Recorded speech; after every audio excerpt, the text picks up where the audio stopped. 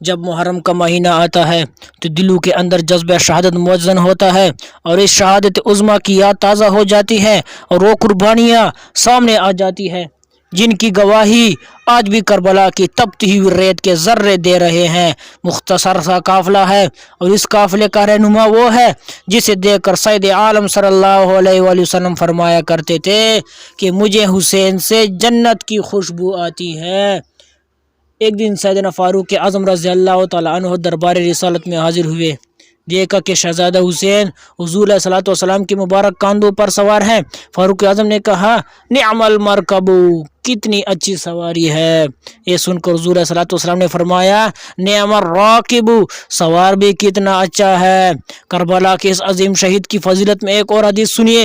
امام ابن حجر عسقلانی رحمۃ اللہ تعالی نے اس حدیث کو اپنی کتاب الاصابہ میں نقل فرمایا۔ عن ابی ہریرہ رضی اللہ تعالیٰ عنہ قال ابصرت عینای ہاتان وسمعت اذنای رسول اللہ صلی اللہ علیہ وسلم وهو آخذ بکفی حسین وقدمہ علی قدم رسول اللہ وهو یقول ترک ترک قال فرق الغلام حتی وضع قدمیہ علی صدر رسول اللہ صلی اللہ علیہ وآلہ وسلم افتح فاک ثم تفل ثم قبلہ ثم قال اللہم احبہ فانی احبہ۔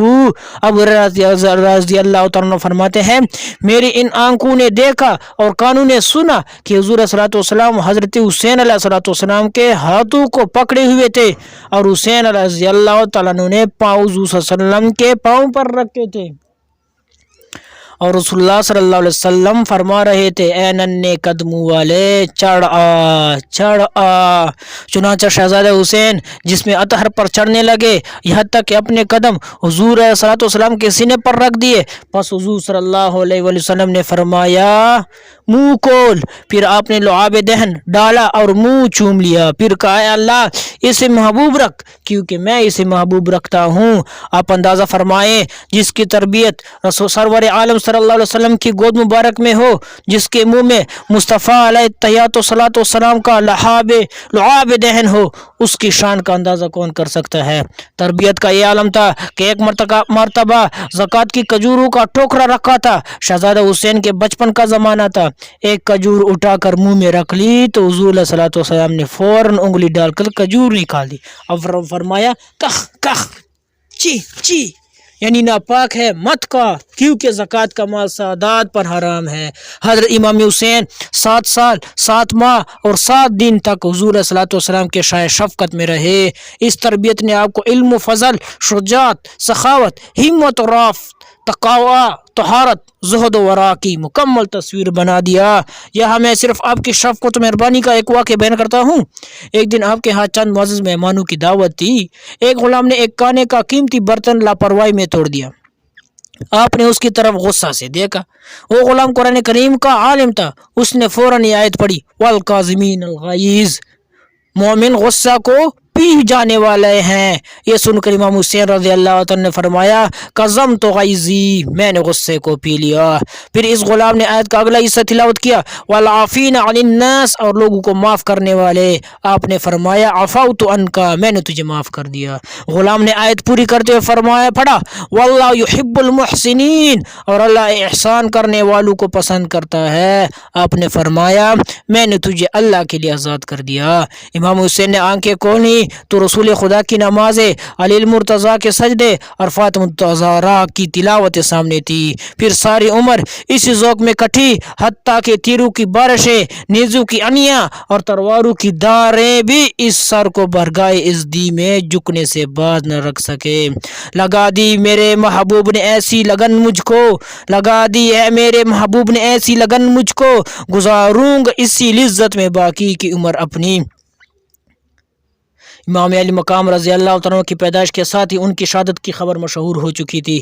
حضرت ام سلمہ رضی اللہ تعالیٰ عنہ سے مروی ہے، آپ فرماتی ہیں کہ رسول اللہ صلی اللہ علیہ وسلم نے فرمایا، جبرائیل نے مجھے اطلاع دی ہے کہ میرا فرزند سرز زمین فرات میں شہید کیا جائے گا۔ میں نے جبرائیل سے کہا، اس کے مقتل کی مٹی لا کر دکھاؤ۔ پس یہ مٹی وہاں سے لائے۔ پھر وہ مٹی حضور علیہ الصلوۃ والسلام نے ام سلمہ رضی اللہ عنہا کو دے دی اور فرمایا، جب یہ مٹی خون بن جائے گی تو میرے بیٹے کے قتل کا دن ہوگا۔ ام المومنین ام سلمہ رضی اللہ عنہا نے اسی مٹی کو شیشی میں ڈال دیا۔ جب امام علی مقام عرض کربلا میں شہید ہوئے تو مٹی مدینہ پاک میں خون بن گئی۔ سید عالم صلی اللہ علیہ وسلم باخبر ہوتے ہوئے ایک بار بھی یہ دعا نہیں کرتے کہ اللہ میرے بیٹے حسین سے یہ امتحان دور فرما، بلکہ دعا کرتے ہیں کہ الہی حسین کو اس امتحان میں ثابت قدم رکھ۔ یہی دعا حضرت فاطمہ الزہرا اور حضرت مولا علی کریم اللہ وجہہ فرماتے ہیں۔ وقت گزرتا گیا اور کربلا کی مہیب وادیاں قریب آتی گئیں۔ آخر وقت آ گیا جب مصطفیٰ صلی اللہ علیہ وسلم کا نور نظر حضرت زہرا کا لخت جگر شہزادہ گلگلو قبا رضی اللہ عنہ مدینہ طیبہ سے مکہ مکرمہ کی طرف روانہ ہونے کی تیاری کر رہا تھا، اور حضرت رسول کی جدائی کون وہ پتھر دل ہے جو برداشت کر سکے۔ اعلیٰ حضرت فاضل بریلوی رحمۃ اللہ تعالی مدینہ پاک سے رخصت ہوئے اور زائرین سے خطاب کرتے ہوئے فرمایا، ٹوکرے کاتے پھرو گے ان کے در پر پڑے رہو، تو ٹوکرے کاتے پھرو گے ان کے در پر پڑے رہو، قافلہ تو اے رضا اول گیا آخر گیا۔ شہزادہ علی مقام مدینہ پاک سے رخصت ہونے سے قبل رات کو نانا جان کے روزہ انور پر حاضر ہوتے ہیں اور روزہ انور سے لپٹ کر زار زار روتے ہیں اور عرض کرتے ہیں کہ نانا جان، میں وہی حسین ہوں جس کے لیے ہرنی اپنا بچہ لے کر آئی تھی، میں وہی دل بند فاطمہ ہوں جس کا گہوارہ فرشتے جلاتے تھے، میں وہی شہزادہ ہوں جس کو آپ کندھوں پر سوار فرمایا کرتے تھے۔ یوں ہی عرض کرتے کرتے آنکھ لگ گئی، دیکھا کہ سرور عالم صلی اللہ علیہ وسلم جلوہ افروز ہے اور آپ کے سر مبارک کو گود میں لے کر فرما رہے ہیں، اے لخت جگر بہت جلد تو ہم سے آ ملے گا، میں دیکھ رہا ہوں کہ تو میرے پاس بھوکا پیاسا جگر لے کر آ رہا ہے، یہ جسم نوری خاک کربلا سے آلودہ ہوگا، یہ عارض خون حلقوم سے رنگین ہوں گے، بیٹا حسین صبر کرنا۔ تھوڑی دیر بعد آنکھ کھل گئی اور نالہ کنا تربت زہرا پر حاضر ہوئے اور عرض کیا، اے اماں جان، آپ کا پیارا حسین حلقوم کٹوانے جا رہا ہے اور آپ سے رخصت ہونے آیا ہے۔ تربت زہرا سے آواز آئی، مشیت الہیہ میں مجال دم زدن نہیں ہے، میں انتظار کر رہی ہوں۔ والدہ سے اجازت لے کر آپ واپس تشریف لائے اور مکہ مکرمہ کی طرف کوچ کرنے کی تیاری کرنے لگے۔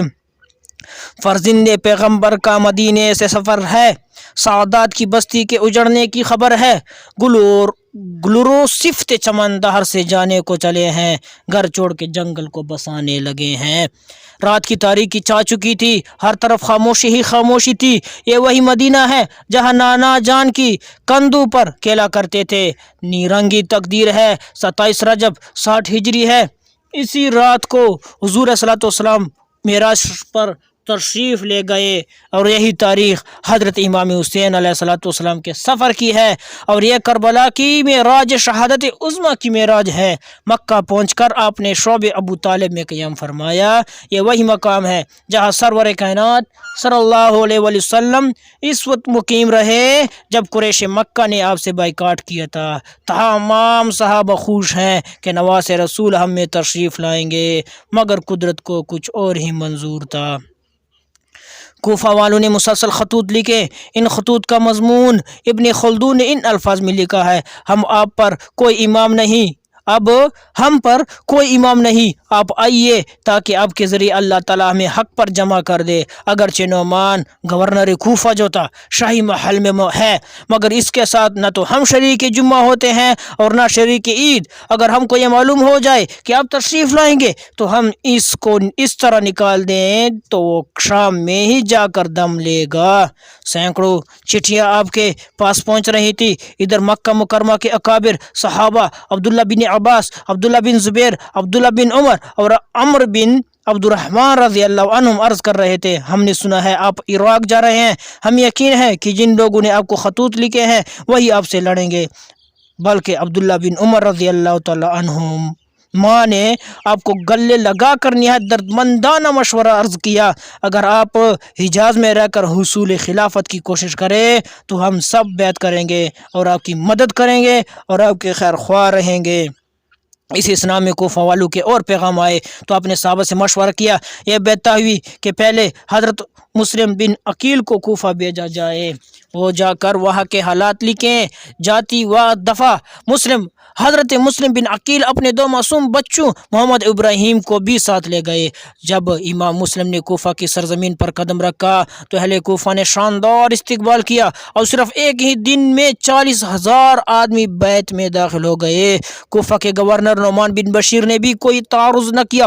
کوفہ والوں کو یہ محبت دیکھ کر امام مسلم نے حضرت امام حسین رضی اللہ عنہ کو لکھا کہ آپ فوراً تشریف لائیں، حالات بالکل ٹھیک ہے۔ ادھر جب یزید کو اس صورتحال کا علم ہوا کہ تمام اہل کوفہ نے امام حسین کی بیعت قبول کر لی ہے اور ان کے نمائندے مسلم بن عقیل ایک طرح سے کوفہ کے والی ہو گئے ہیں اور گورنر نے ان کے خلاف کوئی کارروائی نہیں کی، تو اس نے بصرہ کے گورنر ابن زیاد کو فوراً کوفہ روانہ کیا اور کوفہ کے گورنر نعمان بن بشیر کو معزول کر دیا۔ ابن زیاد بڑا مکار اور چلاک آدمی تھا۔ وہ سمجھتا تھا جب میں کوفہ پہنچوں گا تو اہلیان کوفہ حضرت امام حسین رضی اللہ عنہ کے انتظار میں ہوں گے، اس لیے وہ ایک قافلے کی شکل میں اسی راستے سے آیا جو مکہ مکرمہ سے آتا تھا۔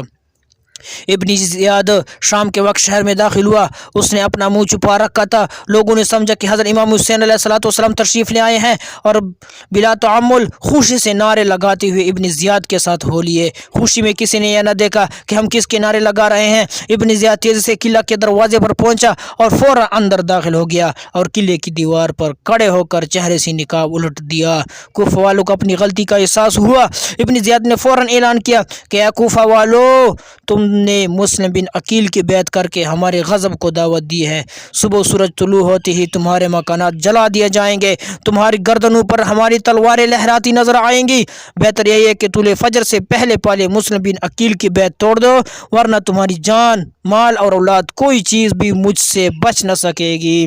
کوفہ والے ابن زیاد کی ان دھمکیوں میں آ گئے، ان کے جسم تر تر کانپنے لگے۔ سینکڑوں کوفیوں نے اسی وقت بیعت توڑ دینے کا اعلان کر دیا اور باقی تقریباً تمام ہی متذبذب ہو گئے۔ رات گزر گئی۔ حضرت امام مسلم ہانی بن عروہ کے گھر پہنچے اور اس کو کہا کہ اہل کوفہ نے میرے ساتھ بدعہدی کی ہے اور دڑ دڑ بیعت توڑ رہے ہیں۔ ادھر ابن زیاد نے 40 معززین کو قلعہ میں بلا کر گرفتار کر لیا۔ جب ابن زیاد کو علم ہوا کہ امام مسلم ہانی کے گھر موجود ہیں تو اس نے ہانی کو بلا کر کہا کہ تم نے میرے دشمن کو پناہ دی ہے، اگر مجھے تیری دیرینہ دوستی کا پاس نہ ہوتا تو ابھی تمہاری گردن اڑا دیتا۔ حضرت ہانی نے کہا دوستی کا پاس کرتا ہے اور رسول کریم صلی اللہ علیہ وسلم کی نسبت کا کوئی احساس نہیں۔ آخر اس ظالم نے ہانی کو شہید کرا دیا۔ حضرت مسلم بن عقیل کو علم ہوا تو آپ ہانی کے گھر سے باہر نکلے، دیکھا تو ابن زیاد کی فوج نے مکان کو گھیرے میں لے رکھا ہے۔ اپنے دونوں بچوں کو قاضی شرعی کے سپرد کر کے آئے تھے۔ محمدی کچار کے شیر نے ایک ہی حملہ سے تمام فوج کو بھگا دیا۔ ابن زیاد سر پٹک کر رہ گیا۔ فوجوں کے دستے امام مسلم کو گرفتار نہ کر سکے۔ اس نے فوراً مزید فوج بھیج دی، مگر اتنی دیر میں کچھ کوفی بھی حضرت امام مسلم کے ساتھ مل چکے تھے۔ آپ کے جوہر تلوار دیکھ کر کوفہ والوں کی داڑس بن گئی۔ لوگ ایک بار پھر حضرت مسلم کے ساتھ مل چکے تھے۔ بڑھتے بڑھتے یہ تعداد 50,000 تک پہنچ گئی۔ آپ نے اس لشکر کو ساتھ لے کر قلعہ کا محاصرہ کر لیا۔ ابن زیاد گھبرا گیا۔ اب اس نے یہ چال چلی کہ وہ 40 معززین جن کو اس نے دھوکے سے بلا کر گرفتار کیا ہوا تھا، ان کو کہا کہ تم قلعہ کی دیوار پر کھڑے ہو کر اپنے اپنے قبیلے اور رشتہ داروں کو کہو کہ واپس چلے جائیں، ورنہ قلعہ پر حملے سے پہلے ہمارے سر جسموں سے الگ کر دیے جائیں گے۔ اس کی یہ تجویز کارگر ثابت ہوئی۔ ان 40 آدمیوں نے قلعہ پر چڑھ کر گڑ گڑا کر منتیں کیں کہ اگر تم واپس نہ گئے تو ہم قتل کر دیے جائیں گے۔ بدعہد کوفیوں نے واپس جانا شروع کر دیا اور مغرب تک ایک آدمی بھی ساتھ نہ تھا۔ امام مسلم نے طوعہ نامی عورت کے ہاں پناہ حاصل کی۔ ادھر ابن زیاد نے اعلان کیا کہ مسلم کو پناہ دینے والا بھی قتل کر دیا جائے گا، کوئی شخص مسلم کو پناہ نہ دے۔ آج ہر کوفی اپنا دروازہ بند کر رہا تھا، کہیں مسلم میرے گھر نہ آ جائے۔ کل یہی کوفی گھر لے جانا سعادت سمجھتے تھے، وہی کوفی جو کل تک ہاتھ پاؤں چوم رہے تھے آج خون کے پیاسے نظر آ رہے ہیں۔ طوعہ کے بیٹے نے فوراً ابن زیاد کو خبر دی کہ مسلم ہمارے گھر میں پناہ گزین ہیں۔ ابن زیاد کے سپاہیوں نے طوعہ کے گھر کا محاصرہ کر لیا۔ امام مسلم کو سب سے زیادہ اس بات کی فکر تھی کہ میں نے امام حسین رضی اللہ عنہ کو لکھا ہے کہ آپ تشریف لے آئیں۔ آپ یقیناً کوفہ کی طرف کوچ فرما چکے ہوں گے۔ یہ خیال رہ کر सता रहा था कि अगर इमाम हुसैन तशरीफ़ ले आए तो क्या होगा। इसी ख्याल में डूबे हुए आप बाहर निकले। अभी दरवाजे से बाहर कदम रखा ही था कि दरवाजे के पीछे दो सिपाही जो चुप्पे बैठे थे अचानक हमलावर हुए। जुल्म की तलवारें आपके सर पर गिरी, आप चकरा कर ज़मीन पर गिर गए। गिरफ्तार करके आपको इब्न ज़ियाद के दरबार में पेश किया गया। इब्न ज़ियाद ने कहा, तुम लोगों में तफरका डालने आए हो। इमाम मुस्लिम ने कहा, नहीं, हम अदल व इंसाफ कायम करने और किताब व सुन्नत की दावत देने आए हैं। इब्न ज़ियाद ने कहा तुम और कहा किताब व सुन्नत। इमाम मुस्लिम ने कहा, किताब व सुन्नत हमारे घर से लोगों को मिली है। इब्न ज़ियाद ने कहा, मैं तुम्हें इस तरह कत्ल करूँगा कि ज़माना इस्लाम में आज तक किसी को इस तरह कत्ल न किया गया होगा। इमाम मुस्लिम ने कहा, बेशक खबासत और किंगी में तुम्हारा कोई मुकाबिल नहीं। आपकी जुर्रतमंदाना जवाब सुनकर इब्न ज़ियाद ने हुक्म दिया कि इनकी गर्दन उड़ा दी जाए। आप कलमा तौबा का विर्द करते हुए शहीद हो गए। बहर हक दर खाक खो गलती दा अस्त पस बना इला इलाह गर्दीदा अस्त। बहर हक दर खाक खूँ गलतीदा अस्त पस बना इला इलाह गर्दीदा अस्त। जिनको धोखे से कूफे बुलाया गया, जिनको बैठे बिठाए सताया गया, जिनकी गर्दन पे खंजर चलाया गया, जिनके बच्चों को पैसा रुलाया गया, उस मोहम्मद के अख्तर पे लाखों सलाम। सवाना करबला में खून की पहली लकीर थी जो कूफा में इमाम मुस्लिम से के खून से खींची गई। मोहम्मद और इब्राहिम रज़ी अल्लाह अन्हुमा दोनों मासूम बच्चे काजी शर्री के घर इन तमाम वाक़यात से बेखबर मौजूद थे। जब इब्न ज़ियाद कत्ल इमाम से फ़ारिग हो चुका तो ऐलान कराया कि जो मुस्लिम के मासूम बच्चों को जो कूफा में रूपोश हैं पकड़ कर पेश करेगा बेपनाह इनाम पाएगा। काजी शरई ऐलान सुनकर सख्त परेशान हुआ, उसके आंखों में आंसू भर आए। बच्चे ये हालत देखकर घबरा गए और काजी शरई से कहा, आप क्यों रो रहे हैं? हम कहीं यतीम तो नहीं हो गए? क्या कूफा में हमारा कोई नहीं रहा? क्या वालिद? काजी ने दोनों बच्चों को सीने से लगाया और कहा, साहबजादो, ये वक्त आओ फका का नहीं। इब्न ज़ियाद के सिपाही तुम्हारी तलाश कर रहे हैं। कहीं तुम्हारी आवाज़ सुनकर इधर ना निकले। सुबह एक काफिला दरवाज़ा अराकीन से मदीना मुनव्वरा जा रहा है, उसके साथ तुम्हें कर देता हूँ। अल्लाह को मंजूर हुआ तो मदीना तैयबा पहुँच जाओगे। काजी शरी ने अपने बेटे असद को बुलाकर कहा, जाओ इन दोनों साहबजादों को बहिफाजत काफिला के साथ मिला आओ। असद दरवाज़ा अराकीन पर आया तो देखा कि काफिला जा चुका था, दूर कर नजर आ रही थी। असद ने कहा, जल्दी करो, दौड़ कर काफिले से मिल जाओ। दोनों बच्चे दौड़े मगर काफिला दूर निकल गया। 9 कीले पत्थरों ने पांव जख्मी कर दिए। भूखे प्यासे भागे चले जा रहे हैं। फूल सी नाजुक तलियां रंगीन हो गईं। तमाम दिन दौड़ते रहे, रात हो गई। बड़े ने छोटे भाई से कहा, रात कहीं सो जाएं। मगर छोटा बोला, भाईजान कहीं सिपाही गिरफ्तार न कर ले। अभी हम कूफा से ज़्यादा दूर नहीं हैं, हमें रात भी सफ़र जारी रखना चाहिए। रात की सियाही गहरी होती चली गई, पता हिलता है तो डर हो जाते हैं। जंगल बयाबानों को तय करते चले गए।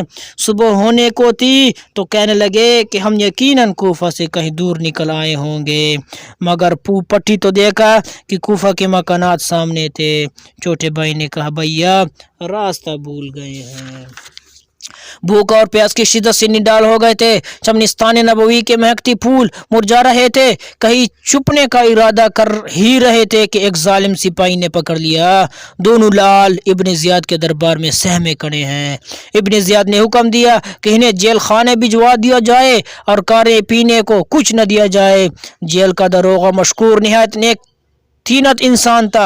आधी रात को खाना खिलाकर कादसिया की राह की तरफ ले गया और अपनी अंगूठी देकर कहा, सीधे कादसिया चले जाओ, वहाँ मेरा भाई कोतवाल है, उसे ये अंगूठी देकर सारा माजरा कह सुनाना, वो तुम्हें किसी तरह से मदीना पाक पहुंचा देगा। यह मुझ पर जो गुजरेगी मैं सह लूँगा, मगर नाखून तदबीर गिरा तकदीर के खोलने से आजिज है। कुदरत को कुछ और ही मंजूर था। बच्चे तमाम रात दौड़ते रहे। सुबह हुई तो फिर कूफा के बाजार नजर आ रहे थे। पाँव में चाले पड़ गए।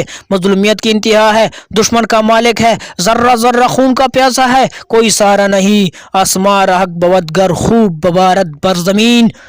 प्यास बुझाने के लिए एक तालाब के किनारे गए तो एक औरत पानी लेने के लिए आ रही थी। उस औरत ने दोनों बच्चों को देखकर पूछा, तुम कौन हो? बच्चों ने कहा, हम मुस्लिम बिन अकील के बेटे हैं, यह हमारा कोई नहीं। हम हाथ बांध कर अर्ज करते हैं कि हमें मत मारना, हम बेकसूर हैं। इस औरत की आंखों में आंसू आ गए। बोली, शहजादो मत घबराओ, मैं जिसकी कनीज हूँ वो एक मुहिब अहले बैत औरत है, चलो मैं तुम्हें साथ ले चलती हूँ, वो तुम्हारी खिदमत करेगी। वो औरत दोनों को साथ लेकर मालिका के पास आई और कहा, जन्नत के 2 फूल लाई हूँ, इमाम मुस्लिम के नूरे नजर है। उस औरत ने दोनों बच्चों को गोद में लेकर प्यार किया, खाना खिलाया और मकान के पिछले हिस्से में सुला दिया और कनीज को ताकीद कर दी कि ये राज मेरे खावन से पोशीदा रखना, वो तो इन्हीं की तलाश कर रहा है। दुनिया की दौलत के लालच ने उसकी आंखों में धूल झोंक दी है, वो अंधा हुआ जाता है। अभी ये बातें हो ही रही थी कि इस औरत का खावन घोड़े से उतरा और अपनी बीवी से कहा कि जल्दी कर और खाना ला, मैं चाहता हूँ कि मुस्लिम के बच्चों को जल्दी गिरफ्तार कर सकूं, हम इनामात से माला माल कर दिए जाएंगे, इतनी दौलत मिलेगी कि तुम संभाल न सकोगी। औरत ने कहा, मैं ऐसी दौलत पर लानत बेचती हूँ, नफरैन है तेरे इरादे पर जालिम, इन बच्चों को कत्ल करके क्या लोगे? हशर में खुदा की बारगाह में कौन सा मुंह लेकर जाओगे? हारिस ने कहा, मैं ऐसी नसीहत नहीं सुनना चाहता, अगर खाना तैयार है तो लाओ वरना मैं जा रहा हूँ। मकान के अंदर दोनों बच्चे ख्वाब में अपने वालिद को देखते हैं और चीखे मार कर अपने वालिद से चिमट जाते हैं। उनकी आवाज़ हारिस के कान में पहुँचती है। अपनी औरत से पूछता है, ये कौन रो रहा है? हमारे घर में कौन है? औरत ने कहा कि कहीं पड़ोस से आवाज आ रही होगी। जालिम ने बढ़कर दरवाजा खोला तो दोनों बच्चे एक दूसरे से लिपट कर रो रहे थे। जालिम ने दोनों को सर के बालू से पकड़ा और खींचता हुआ बाहर ले आया, नाजुक रुखसारों पर तमाचे मारे। औरत ने छुड़ाने की कोशिश की मगर उसने तलवार मारकर बीवी को जख्मी कर दिया और कहा, खबरदार, अपनी जान की खैर चाहती हो तो खामोश रहो। बीवी ने खावंद के कदमों पर सर रख कर कहा, ऐ जालिम, इन बच्चों को क्यों कत्ल करना चाहते हो? हम क़यामत के दिन मुस्तफ़ा सल्लल्लाहु अलैहि वसल्लम को क्या मुँह दिखाएंगे? क्यों फातिमा ज़ोहरा को रुलाते हो कफन में? 2 फूल तो रहने दे मोहम्मद के चमन में। जालिम ने अपनी बीवी की इस आहुजारी की कोई परवाह न की और दोनों बच्चों को ज़मीन पर गिराकर बेतहाशा मारना शुरू किया। बीवी ने कहा, अरे सैयद है, ये सैयद है, तमाचे न लगा, अरे कुरान के वर्कू को ज़मीन पर न गिरा, बस अरे बस ज़मीन अब तो हिली जाती है, ले अब तो मुझे फातिमा गमगीन नजर आती हैं। हारिस दोनों बच्चों को मारता हुआ दरिया के किनारे ले गया। दरिया के किनारे पहुंचकर दोनों बच्चों ने कहा, तुझे अगर माल की ज़रूरत है तो हमें बेच दे, कोई ना कोई खरीद ही लेगा, और अगर ये मंजूर नहीं तो अपनी ज़ियाद के पास ले चल, जो वो चाहेगा सो करेगा। अर्ज़ ने कहा, अगर मैं तुम्हें बेच दूं तो मुझे इतनी रकम वसूल नहीं होगी जितनी इब्न ज़ियाद मुझे इनाम में देगा, लिहाजा मैं तुम्हें यही कत्ल करूँगा, हो सकता है दरबार में तुम्हें कोई छुड़ा ले। जालिम ने जुल्म की तलवार उठाई तो छोटा बच्चा आगे बढ़ा और कहा, पहले मुझे कत्ल कर। बड़े ने कहा, नहीं नहीं, मैं अपने छोटे भाई का तड़पता हुआ लाशा नहीं देख सकता, पहले मुझे कत्ल कर। हारिस ने कहा, ये क्या, तुम्हें कत्ल होने का शौक है? दोनों बच्चों ने कहा, तू लिज्जत शहादत से आशना ही नहीं। फिर दोनों बच्चे सजदे में गिर गए।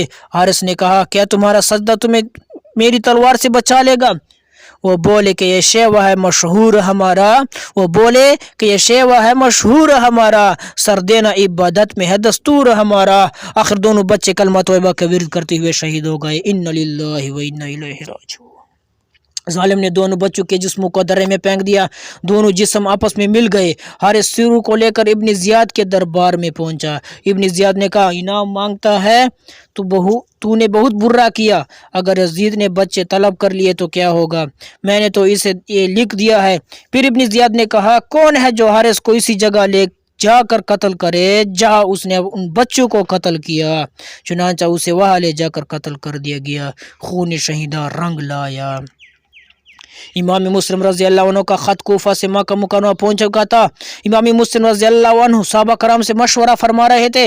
हज़रत अब्दुल्ला बिन उमर, हज़रत अब्दुल्ला बिन ज़ुबैर, जाबिर, उमर बिन आस और अब्दुल्ला बिन अब्बास रज़ी अल्लाह अन्हुम के अलावा कई उज्जला सहाबा कूफा जाने से रोक रहे थे और अर्ज़ कर रहे थे कि कूफा वालों की बदअहदी मशहूर है, वो आपसे कभी वफ़ा नहीं करेंगे। आपने फरमाया, मैं सब जानता हूँ मगर इस सफ़र में एक ज़बरदस्त राज है और वो ये है कि मैंने अपने वालिद से सुना है। आप फरमाते हैं کہ فرمایا رسول اللہ صلی اللہ علیہ وسلم نے ایک بکری مکہ میں ذبح ہوگی اور اس کے ذبح ہونے سے کعبۃ اللہ کی بے حرمتی ہوگی۔ اس دن سے ڈر رہا ہوں کہ وہ میں ہی نہ بن جاؤں۔ نیز اب کوفہ سے امام مسلم رضی اللہ عنہ نے بھی لکھ دیا ہے کہ جلدی تشریف لائے، حالات ٹھیک ہے۔ چنانچہ آپ نے رخت سفر باندھا، منزل طے ہوتی گئیں۔ ایک مختصر سا قافلہ کوفہ کی طرف رواں دواں تھا۔ مقام شکوک پر آپ کو امام مسلم کی شہادت کی خبر ملی تو آپ نے فرمایا انا للہ و انا الیہ راجعون۔ اس سفر میں امام حسین کے ساتھ حضرت امام مسلم کی ایک صاحبزادی بھی تھی جس کی عمر 18 سال تھی۔ آج آپ دیر تک اس کا منہ تکتے رہے اور نہایت پیار فرماتے رہے، بار بار اپنا دست اقدس اس کے سر پر رکھتے۔ صاحبزادی نے عرض کیا حضور آج آپ مجھے اس طرح پیار فرما رہے ہیں جیسے یتیموں سے کیا جاتا ہے کہ ابا جان شہید ہو گئے ہیں۔ یہ جملہ سن کر امام حسین علیہ السلام کی آنکھوں میں بھی اختیار آنسو آ گئے۔ فرمایا بیٹی صبر کرو اور تم مجھے اپنا باپ سمجھو۔ امام مسلم کی شہادت کی خبر ملنے پر آپ نے فرمایا جو جانا چاہے جا سکتا ہے، مگر امام مسلم کی بھائیوں نے کہا ہم ضرور بدلہ لیں گے، ہم یزید کی فوجوں کا مقابلہ کریں گے۔ بھائی کے قتل کی خبر سن کر واپس جانے کا سوال ہی پیدا نہیں ہوتا۔ المختصر آپ سفر فرماتے ہوئے ایک مقام پر پہنچے تو آپ کا گھوڑا رک گیا۔ آپ نے ہر چند کوشش کی مگر گھوڑا آگے جانے کا نام ہی نہیں لیتا تھا۔ آپ نے دریافت فرمایا یہ کون سی جگہ ہے؟ عرض کیا گیا کہ اس کو ماریا کہتے ہیں۔ آپ نے فرمایا کوئی اور نام بھی ہے؟ عرض کیا گیا اسے کربلا بھی کہتے ہیں۔ آپ نے فرمایا اللہ اکبر، عرض کربلا یہی وہ مقام ہے، عرض کرب و بلا یہی وہ مقام ہے جس کی بشارت دی گئی تھی۔ اس میدان میں پہنچنے سے پہلے جب راستے میں حر بن یزید ریاحی لشکر لے کر آپ کے سامنے آیا تو نماز ظہر کے بعد امام حسین علیہ السلام نے اس سفر کی پہلی تقریر فرمائی۔ آپ فرماتے ہیں لوگو میں خود نہیں آیا، مجھے تمہارے خطوط اور قاصد لائے ہیں۔ تم نے کہا تھا کہ ہمارا کوئی امام نہیں، آپ آئیے کہ آپ کے ذریعے خدا ہمیں سیدھی راہ پر لگا دے۔ لوگو تم خدا سے ڈرو اور حقدار کا حق پہنچاؤ تو یہ خدا کی رضا کا موجب ہوگا۔ رسول خدا نے فرمایا ہے کہ جس نے محرمات الہیہ کو حلال کرنے والے، خدا کے عہد کو توڑنے والے، سنت رسول کے مخالف اور خدا کے بندوں پر زیادتی کرنے والے بادشاہ کو دیکھا اور اس کو قولاً یا عملاً غیرت نہ آئی تو خدا کو حق ہے کہ وہ اس کو دوزخ میں داخل کرے۔ لوگو خبردار ہو جاؤ، اس نے شیطان کی اطاعت اختیار کی ہے اور رحمان کی اطاعت چھوڑ دی ہے، ملک میں فساد پھیلایا ہے، حدود الہیہ کو معطل کر دیا ہے، خدا کے حرام کو حلال اور حلال کو حرام کر رکھا ہے۔ اس لیے مجھے غیرت آنے کا زیادہ حق ہے۔ میں علی اور بنت رسول کا بیٹا حسین ہوں، میری ذات تم لوگوں کے لیے نمونہ ہے۔ اگر تم عہد توڑ کر میری بیعت کا حلقہ اپنی گردن سے نکال ڈالو گے تو مجھے اپنی جان کی قسم یہ بھی تم سے بعید نہیں، جو حد شکنی کرتا ہے وہ گویا اپنے آپ کو دھوکہ دیتا ہے۔ ان قریب خدا مجھ کو تمہاری امداد سے بے نیاز کر دے گا۔ حر نے کہا اگر آپ ہمارے ساتھ جنگ کریں گے تو قتل ہو جائیں گے۔ آپ نے فرمایا سعمدی وما بالموت عار علی الفتى اذا ما نوى خیرا وجاہد مسلما، یعنی میں بڑھتا جاؤں گا کیونکہ ایک جوان کے لیے موت کی کوئی آر نہیں جب اس کا ارادہ نیک ہو اور وہ سچا مسلمان ہو۔ جب آپ کا گھوڑا عرض نینوا کے میدان کربلا میں رک گیا تو خیمے لگا دیے گئے۔ یہ 2 محرم الحرام کا واقعہ ہے۔ 3 محرم کو ابن سعد فوج لے کر کربلا برپا کرنے کے لیے آ گیا۔ امام علی مقام نے اس کو بلا کر آخرت کے عذاب سے ڈرایا اور دنیا کی بے ثابتی یاد دلائی۔ وہ دیر تک آپ کی باتیں سنتا رہا مگر رے کی حکومت کے لالچ نے آنکھوں پر پردے ڈال رکھے تھے۔ انعام اکرام کی حوث نے دل سیاہ کر دیے تھے۔ کہنے لگا کہ یہ سب ٹھیک ہے مگر کوفہ میں میری بڑی جائیداد ہے، اگر میں آپ کے خلاف اقدام نہ کروں تو ابن زیاد سب ضبط کر لے گا۔ آپ نے فرمایا یہ دنیا چند روزہ ہے، دنیا کی دولت کے لیے حق سے کیوں ٹکراتا ہے؟ مگر اس کے دل پر کوئی اثر نہ ہوا۔ شمرزی جوشن نے ابن زیاد کو لکھا کہ ابن سعد بلا وجہ گفتگو کو طول دے کر وقت ضائع کر رہا ہے اور ہر روز حسین سے ملاقات کر رہا ہے۔ ابن زیاد نے عمر بن سعد کو لکھا کہ میں نے تجھے اس لیے نہیں بھیجا کہ ڈیل دیتے جاؤ اور حسین کی طرف سے وکیل بن کر اس کی سلامتی چاہو۔ تم حسین اور اس کے ساتھیوں کو میرا حکم ماننے کے لیے کہو، اگر مان جائے تو ہمارے پاس بھیج دو ورنہ فوراً حملہ کرو۔ اگر یہ کام تم سے نہ ہو سکے تو فوج شمر کو دے دو، وہ خود میرے آرڈر کی تعمیل کرے گا۔ ابن اسیر جلد نمبر 4 میں ہے کہ اس حکم کے بعد ابن سعد ہاشمی مسافروں پر آخری وار کرنے کے لیے تیار ہو گیا۔ شمر خیموں کے پاس آیا، عباس اور ان کے بھائیوں سے کہا چونکہ میں تمہارا ماموں ہوں اس لیے ازرائے قرابت میں تمہیں امان دیتا ہوں۔ انہوں نے جواب میں کہا کہ ہم تجھ پر اور تیری امان پر لعنت بھیجتے ہیں، اگر تجھے حق کے قرابت ملحوظ ہوتا تو ہمیں امان دیتا اور ابن رسول کو نہ دیتا۔ امام حسین رضی اللہ تعالیٰ عنہ نے ابن سعد کے سامنے 3 باتیں پیش فرمائی: مجھے سرحدات پر جانے دو، یزید کے پاس پہنچنے دو تاکہ اس سے براہ راست بات چیت کر سکوں۔ کیا فرمایا؟ مجھے واپس حجاز جانے دو۔ ان تینوں باتوں میں سے کوئی بات بھی انہوں نے قابل قبول نہ کی اور برابر یزید کی بیعت کا مطالبہ کرتے رہے۔ بعض لوگ کہتے ہیں کہ میدان کربلا میں امام حسین رضی اللہ عنہ نے یزید کے ہاتھ پر بیعت کرنے کا وعدہ کر لیا تھا۔ اگر یہ بات سچی ہے کہ امام حسین نے بیعت کرنے کا وعدہ کر لیا تھا تو پھر مارکہ کربلا کا سوال ہی پیدا نہیں ہوتا، کیونکہ ان کا تو مطالبہ ہی یہی تھا کہ بیعت کر لو۔ اگر بیعت کر لی تو پھر جنگ کی نوبت کیوں آئی؟ عتبہ بن سمعان کہتے ہیں کہ میں مدینہ سے مکہ اور مکہ سے عراق تک برابر حد امام حسین علیہ السلام کے ساتھ رہا اور شہادت تک ان سے جدا نہ ہوا، مگر آپ نے مکہ میں، مدینہ میں، عراق میں، لشکرگاہ میں غرض ہے کہ تا دم شہادت کہیں نہیں فرمایا کہ مجھے یزید کے ہاتھ میں ہاتھ دینے دو۔ وقت گزرتا گیا، ابن زیاد کوفہ سے سخت آرڈر بھیجتا رہا۔ ایک وقت آیا جب فرات کے لہروں پر بھی پہرے بٹھا دیے گئے۔ نہر سے ہر چیز پانی پی سکتی تھی مگر زہرا کا لال مصطفیٰ کا نور نظر ایک چلو بر پانی نہیں لے سکتا تھا۔ مولانا حسن رضا علیہ رحمۃ اللہ تعالی ارشاد فرماتے ہیں: خاک ہو جا خشک ہو کر خاک میں مل جا فرات، خاک تجھ پر دیکھ تو سوکھی زبان اہل بات، بے اجازت جن کے گھر میں جبرائیل آتے نہیں، قدر والے جانتے ہیں قدر و شان اہل بیت۔ 9 محرم کو ابن سعد جنگ کی وارننگ دے چکا تھا۔ آپ نے فرمایا یہ رات گزر جانے دو، کل دیکھا جائے گا۔ رات کی تاریکی چاہ رہی تھی۔ امام حسین رضی اللہ عنہ نے اپنے رفقا اور اعزاء کو جمع کر کے فرمایا میں تم لوگوں کو بخوشی اجازت دیتا ہوں، میری طرف سے کوئی ملامت نہ ہوگی۔ رات ہو چکی ہے، ایک اونٹ لو، خدا تم سب کو جزائے خیر دے۔ تم لوگ اپنے اپنے شہروں اور دیہاتوں میں چلے جاؤ یہاں تک کہ خدا یہ مصیبت آسان کر دے۔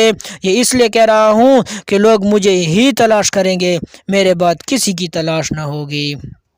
مسلم بن عقیل کے بھائیوں نے کہا خدا کی قسم ہم ہرگز ایسا نہیں کر سکتے، ہم جان و مال اور اہل و عیال سب کچھ آپ پر قربان کر دیں گے، آپ کی قیادت میں لڑیں گے، جو انجام آپ کا ہوگا وہی ہمارا ہوگا، آپ کے بعد جینا بیکار ہے۔ سعد بن عبداللہ حنفی نے کہا اگر مجھ کو یہ بھی یقین ہو کہ میں 70 مرتبہ قتل کیا جاؤں گا اور ہر مرتبہ زندہ کر کے میری خاک ہوا میں اڑا دی جائے گی تو بھی آپ کا ساتھ نہ چھوڑوں گا۔ حضرت مسلم بن اسجا نے عرض کیا خدا کی قسم اگر میرے پاس کوئی ہتھیار بھی نہ ہوتا تو دشمن سے پتھر مار مار کر لڑتا یہاں تک کہ آپ پر فدا ہو جاتا۔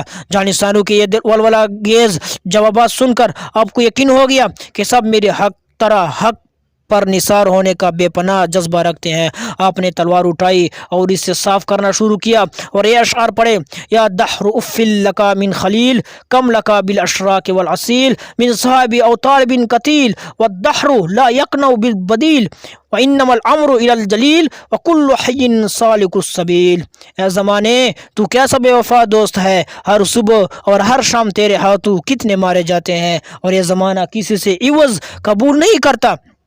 دراصل سارا معاملہ تو خدائے جلیل کے ہاتھ میں ہے اور ہر زندہ شخص موت کی راہ پر چل رہا ہے۔ یہ تمام رات آپ نے یادی الہی میں گزاری اور اللہ تعالیٰ کی بارگاہ میں دعا کی، تیرے دین کی خیر ہو یا الہی، میں آؤں گا کشتی کنارے لگا کے، اے قاسم یہ عباس بانجے بھتیجے تیرے پاس پہنچیں گے گردن کٹا کے، مصائب جہاں بر کے گیرے ہوئے ہیں، تواضع یہ کی کوفیوں نے بلا کے۔ یا الہی نتیجہ مجھ کو معلوم ہے، مگر میرے ساتھی میرے اصرار پر بھی میرا پیچھا نہیں چھوڑتے، میرے بہن بھائی بچے سب تجھ پر قربان۔ یا الہ میرے حوصلے بلند کر، میری زبان پر صبر و شکر کے سوا کچھ نہ ہو۔ تھوڑی دیر کے لیے نیند نے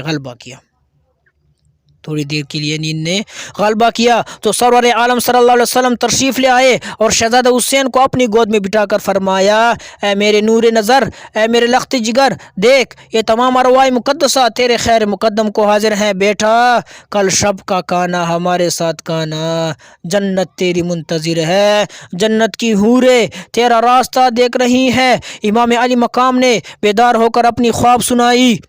تمام اہل حرم یہ خواب سن کر پریشان ہوئے۔ امام علی مقام کی غمگسار بہن زینب بنت فاطمہ رضی اللہ عنہما سے رہ نہ گیا، رو کر عرض کیا، کاش آج موت میری زندگی کا خاتمہ کر دیتی۔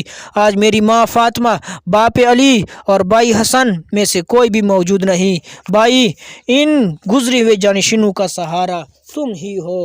امام حسین علیہ السلام نے فرمایا، بہن حلم و وقار کا ساتھ نہ چھوڑو۔ حضرت زینب نے عرض کیا، میں آپ کے بدلے اپنی جان دینا چاہتی ہوں۔ پھر آپ شدت گریہ سے بے ہوش ہو گئیں۔ امام علی مقام نے سہارا دیا، ہوش آیا تو تلقین فرمائی، بہن خدا سے تسکین حاصل کرو، ایک نہ ایک دن روئے زمین کے تمام باشندے مر جائیں گے، آسمان و زمین میں کوئی بھی باقی نہ رہے گا، صرف ایک خدا کی ذات ہوگی۔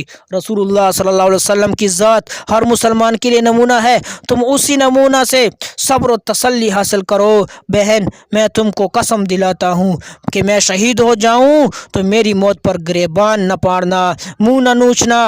حضور صلی اللہ علیہ وسلم نے فرمایا، لیس منا من ضرب الخدود وشق الجیوب ودعا بدعوی الجاہلیہ، جس نے رخسارے پیٹے اور گریبان چاک کیا اور جہالت کے جملے زبان سے نکالے، وہ ہم میں سے نہیں۔ سرور عالم صلی اللہ علیہ وسلم کی اس حدیث پاک سے صاف صاف ثابت ہوتا ہے کہ شریعت مطہرہ میں بال نوچنے، منہ پر تماچے مارنے، ماتم کرنا منع ہے۔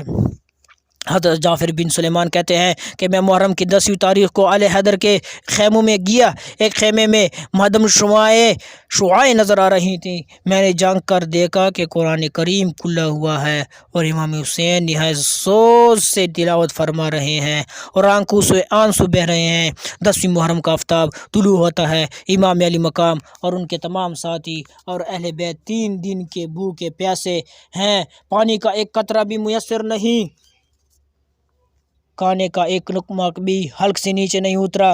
بے وطنی ہے، دھوپ کی تمازت، گرم ریت اور گرم ہوائیں، ان سب چیزوں نے نڈال کر دیا ان بھوکے پیاسے شیروں کے مختصر ترین لشکر کو۔ امام علی مقام تربیت دے رہے تھے۔